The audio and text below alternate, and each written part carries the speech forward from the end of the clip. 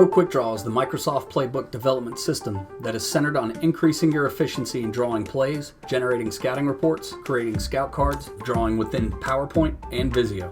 Build your library of plays from scratch or by using the PQD folder system. Utilize our Visio stencils or PowerPoint shape library to help you draw your plays. Create your playbook by adding drawings from your library to a custom template to help organize your final playbook. PQD will resize your drawing based on the template that you have chosen. We believe we have the tools that can help you become a better coach. Welcome to the Culture Classroom, a podcast for teachers and coaches by teachers and coaches. Listen to top leaders, innovators, and influencers share their stories about how intentional culture elevates performance. Now, here are your hosts, John Weaver and John Torrey. Let's get better together. Well, Coach Weaver, we're back in the classroom, and I wish I could say it was for better circumstances, but college football and the football coaching community in general lost a true icon recently. Yeah, and coming from our home state, recently where he was at Mississippi State University, we're talking about the Pirate, if you were not a college football fan or a football fan at all. But this hit me a lot like when John Madden passed away. It was, and John Madden was a lot older, and that's the crummy part of this is, and we'll talk more about this as we go on, but it sucked. To say the least, like it sucked. So, I mean, our coaching fraternity lost a godfather is what I kind of think. Yeah, he's an OG, right? Like when I think of OGs, like there isn't anyone who's more original than Mike Leach. And whether it's from his days as a Pirate or living in the Keys or just the interesting stuff he could spin, like, the best Halloween candy, or just the light moments of press conferences, all that just was fresh, right? And it brought a different perspective in a highly competitive world that's dominated by A-type personalities like Nick Saban. Right. Mike Leach was different. Yeah, you go back and you talk about being authentic. So as a wide receiver coach, the game, I forgot who Mississippi State played, but you remember the video, and as you're listening to this, you're probably going to visualize that video that was run on Twitter where he was taking the chairs and putting them down because the receivers couldn't catch a ball. But in the press conference afterwards, he was fearful for those players' kids and generations to come down that pipeline because he was fearful they wouldn't have hands. And he compared it to T-Rex of, hey, you got this great, massive, and look, we'll play the clip. And I'm genuinely fearful that on our team, if me and the other coaches don't get them right, that about a generation from now, their kids and their grandkids won't have hands, because, from a lack of use, those hands just disappear. I mean, and maybe it'll be like this, like those dinosaur hands like this are, you see. And you got like a Tyrannosaurus Rex who's clearly good at eating things, big old jaws and all that stuff, fairly athletic and run. Well, his hands are like this. And I think we took a very, very, very big step as a team, which we have to correct this. We have to correct this because, I think that in the end that it's going to be best for all these guys that they have good hand development and that they don't evolve to where they don't have hands.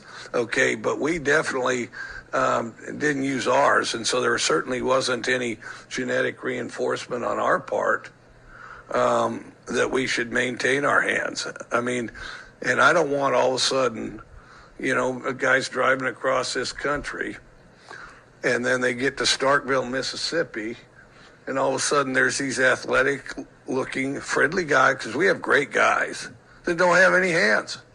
And I hope that that's not the case. But that's where we're headed right now, and we're going to try to get that fixed in this off week. Just a way to being authentic and a way for him to just be himself. And that's rare in today's society because we have to be polished. I think a lot of things that go on social media, a lot of things that go on Twitter, Instagram, like it has to be this perfect picture. And he was not the perfect picture. He talked about getting married and like pros and cons of being married and just a larger than life character. I mean, I would almost say he was like a cartoon character that was in real life. If I was giving an award for the most interesting man in the world, he's in the conversation if he's not the winner, right? Like, and I think the word you're looking for when you describe that, right? When you describe his humorous side, his silly side, obviously you don't achieve the level of success that he did without being productive. So the production side of Mike Leach, like, he's relatable to a lot of different people across a lot of different platforms. And I think that's what makes this loss. One, it happened really fast. And then two, it touches a lot of different people in different ways. Yeah. So you think about the offense that he helped provide with Hal Mumme and what he did and how he evolved it with Mumme. So I had an awesome opportunity to work with A.J. Smith, who was with us in the 2018-2019 football season. And AJ came in, and he was like, yeah, I know June Jones, Hal Mumme, and Mike Leach. To where I was like, excuse me? Like, this guy's younger than me. He goes, yeah, I work with those guys on the air raid. And they have this air raid certification that they started and all that stuff of just like what it means to know all these principles. And I was like, this guy's he's full of bull. Like, there's no way. And he calls him. Just like that. And they start talking about variations of mesh and cross and Y sail and all these things. So, yes, there's a humorous side to him, an authentic side to him. But, man, was he smart. He knew ball. And I think about so many times you see all these NFL play sheets. They're huge. Like, you have to have 3 arms to hold them, to where he had a piece of paper and was calling things. So one thing I learned from him was simplicity. Culture Classroom is sponsored by Pro Quick Draw, the dynamic playbook solution for modern coaches. Let technology work for you with time-saving features to eliminate the busy work so you can spend more time coaching. Our subscription comes with starter templates, stencils, and plays for you to begin building your 2022 playbook quickly. Give us a try for 30 days and keep all the templates you make during your trial. That's Pro Quick Draw. Yeah, and I think that's where air raid, and it goes all the way back to the days when he was here at Iowa Wesleyan, just a small college up here in Iowa. But he knew what he wanted, and he knew how to make it happen, and that's where the simplicity came from. Like, take all these different ideas of 4 verts and then mesh routes, and use the running back as a receiver, not a runner, and all these different things that we kind of think of as hokey, or we did at the time. And he put them all together, and he built an offense. Yeah. I mean, so the simplicity of, I know what I want, and I know how to do it, and this is how they all fit together, that was Mike Leach's genius. Yeah, I think of backyard football a lot. Like, he incorporated backyard football into his offense. Find open grass. Don't run and we've talked about this at length before, the route tree. You run a 5, a 7, a 2, like evens are out, odds are in, or if you're vice versa, whatever it is. It didn't matter. Called a concept and you found open grass and you let your receiver and your quarterback kind of make it right. So something you just said I forgot about. Here we go. We are connected with Mike Leach from where he started his career to where he ended his career. So as you said, Iowa Wesleyan, I forgot about all that. And then he ends up at Mississippi State where, he won the Egg Bowl, his final game. And so that kind of connects us even more. But let's talk about the coaching community just in general, of how much of an outpouring that you're seeing from bowl games like the Gators. Florida had a sticker. I think Mississippi State's going to honor him with a helmet sticker, the main one, as a pirate flag, I think.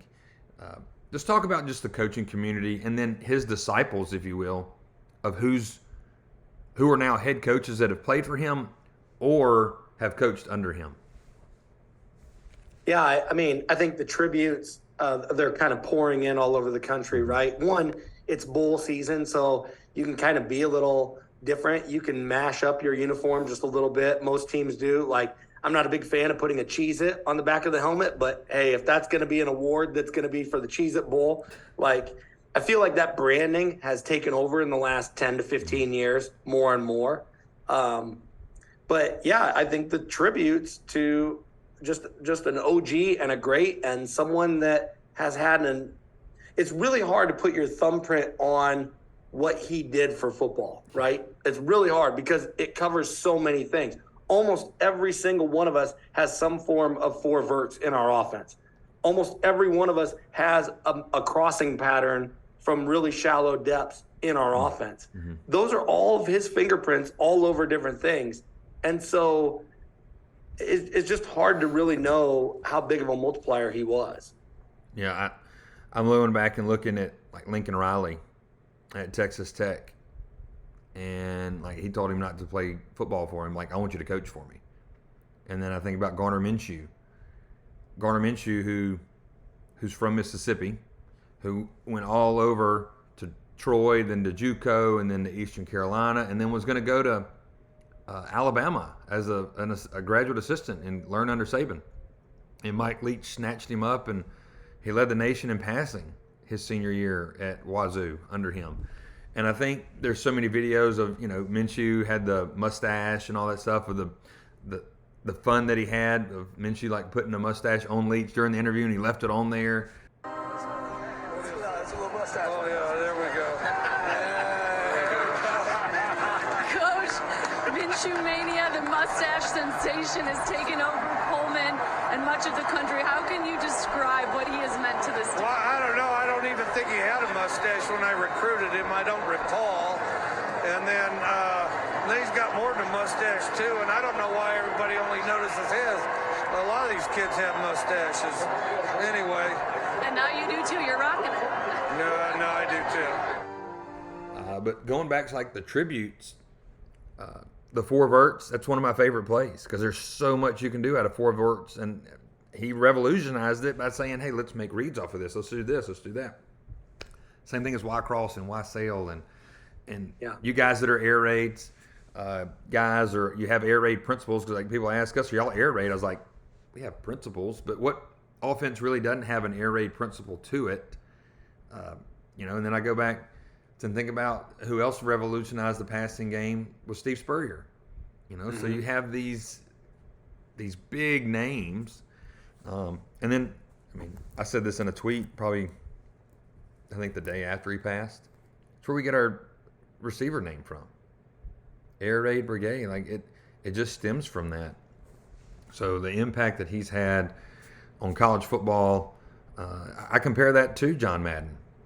Not as like you didn't get to see the announcer side, but my goodness, what if Leach in 5 years said, "Hey, I'm hanging up. I'm going to go be an announcer on Monday Night Football." I'd tune in. Yeah. I'd tune in. Yeah. It'd be like Payne and Eli, but like, let's do Mike and Gardner, right. Let's do some of these guys together. I bet Leach has some buddies that are really interesting themselves. So like, let's bring his own guest on, or whatever else. And I know he doesn't have the championships, right? I know he hasn't had the big wow moment where it's like got to hang a banner and the confetti flying and all that stuff. But I met Leach before he took over at Wazoo. And you talk about a dead program, Washington State. Pullman, Washington. I couldn't even tell you where that is on a map or what's close to that. And so he goes there yet, and he finds a way to be successful. And I remember asking him at a book signing. That's where I met him at. But I remember asking him, I go, hey, what can we expect for you at Washington State? Because when he's at Texas Tech and the air raid kind of comes out, you're like, okay, it's gimmicky. Mm-hmm. It works in the Big 12. It works in Texas because you got athletes. Who's going to Pullman to run that offense, right? That was my question to him. And he's like, well, you're going to be surprised, but we're going to run it, and we're going to get good people, and we're going to have success. And it's amazing. One of my favorite tributes that I saw in the last week was from Washington State, thanking him for everything he did, putting them on the map again in college football, bringing game day to college football, because, we know the tradition of the flag, going to different places for game day, but to actually bring game day to Wazoo, it's just those are fingerprints that no one else has the power to do. Yeah, and, he always, even when he took the job at Mississippi State, he was very thankful for being a Coug. he thanked them for that. And I think that was his brightest moment. You know, you had the stuff that happened at Texas Tech that kind of gave him a black eye. But then he goes and does that, and then he takes it to the SEC. Yeah. And a lot of people forget, during the COVID year, he goes and torches LSU at LSU. Single game passing record. So it's just, you know, he had a quote this one time, and I just think about his legacy as a coach. And I'm going to butcher it, so I'm going to try to find it for our listeners to actually hear it. But it was when he was at Wazoo, and he was talking about it was a special win, and you don't just win on a Saturday. You have to win Monday, Tuesday, Wednesday, Thursday, Friday, and then you put it all together on a Saturday. And I thought that was very powerful, just from the standpoint of, you know, a lot of coaches say you can't win a state championship on a Monday. You can't win a game on a Monday, but you can lose it. And he just flipped it and like, you have to win Monday to win Tuesday, to win Wednesday. Yes. And I had listened to a podcast this morning, and I put this out there, and it was phenomenal, I thought. So it's out there. But talk about preparation. So it goes back to Mike Leach and having them win Monday and Tuesday and Wednesday and Thursday. But Carol Austin, the women's basketball coach at Duke, if you don't follow her, do. I mean, she's phenomenal at what she does from a leadership standpoint. But she goes, preparation doesn't guarantee a result, it guarantees growth. So just because you study for a test doesn't guarantee you an A. The same thing with Mike Leach. Just because you won on a Monday, you have to win on a Tuesday. It doesn't guarantee a win on a Saturday. It just guarantees you an opportunity to grow in whatever that is. So just two worlds colliding, from women's basketball to college football, and people that are larger than life. They just get the end result, and I think Mike Leach did that. He got the end result, whether it was a win or a loss.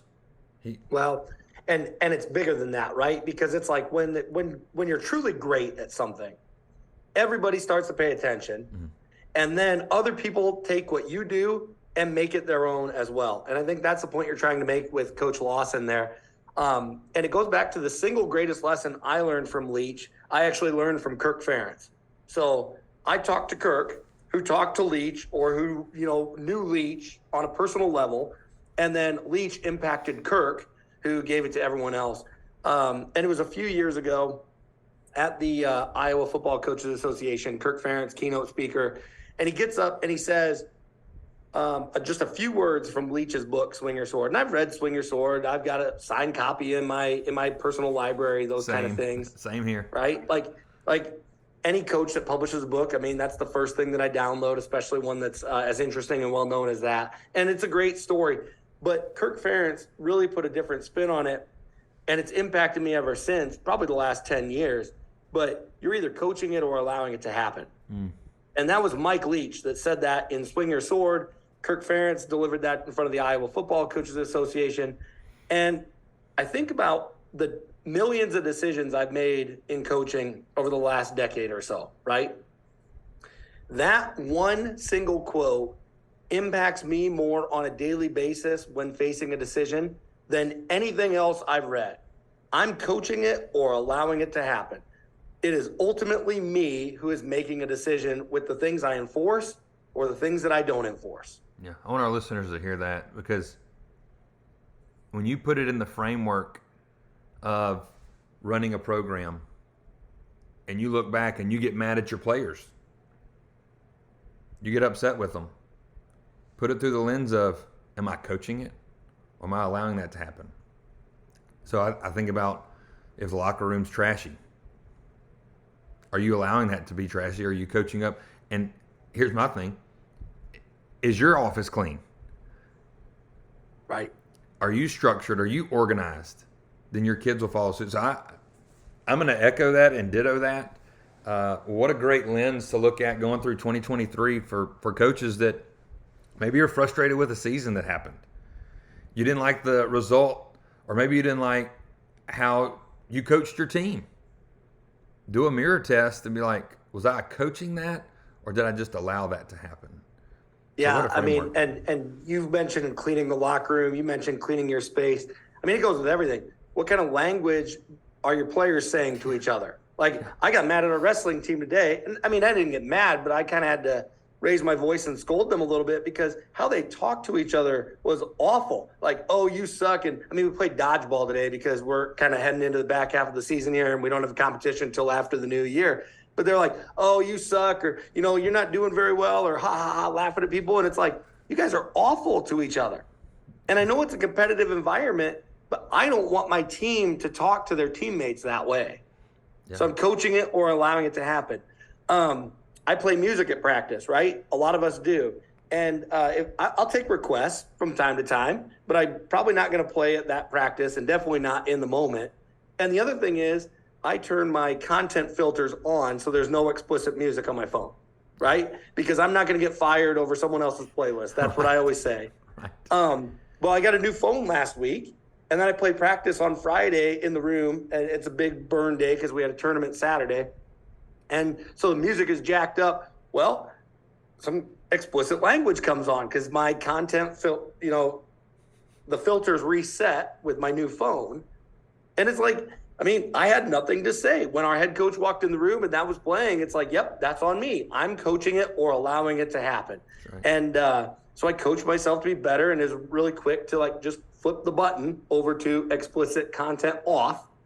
But those little things, right? It's little details. And I think the leadership lesson that I've gained more in the last 20 years than anything else, in addition to your coaching it or allowing it to happen, is take care of the little things and the big things won't happen. Yeah, that's so true. That goes back to my junior high days. Mm-hmm. When I would be the head coach of a junior high team, is you take care of all the little things. So if you really want to get to it, it's death by inches. The little things add up to be feet, right? So the inches can turn into feet. So whether it's a locker room, whether it's language, whether it's how you warm up, right? It's what music are you allowing your team to listen to before they walk out? Are you in control of that, or are they? What are their grades like, right? Like we're here in Iowa where no pass, no play is going to, I mean, if you wrestle and you fail a class, you might as well not even wrestle the second half of the season because it won't matter. You cannot, there's no competition that you'll be eligible to come back for after your 30 days. Yeah. And I go back to, what are your intentions as a coach? What are your intentions? Wow. So all that's Mike Leach. Yeah. Well, and here's the thing that's fitting, going back to Mike Leach. They're playing, he's the Pirate, and where are they playing? Raymond James, right? What's the most iconic thing in Raymond James? A pirate ship. Coincidence? I don't know. Maybe it's the bowl selection was like, hey, we're putting him in this bowl because it has a pirate ship and he is the pirate and they can have fun with the media. Or you fill in the blank. How that happened. Yeah, I think it's great. And I know there's a lot of people right now searching for meaning. We're searching for deeper answers. That's just part of human nature.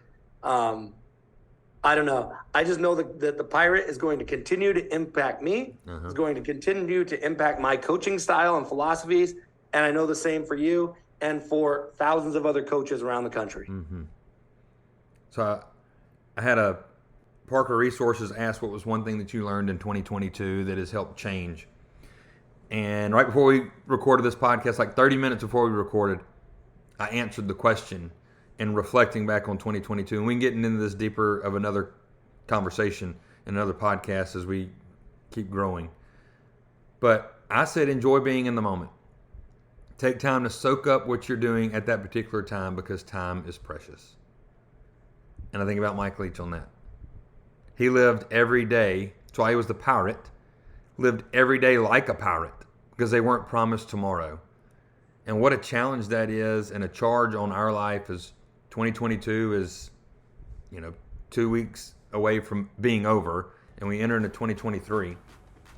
What did you learn most about yourself in 2022?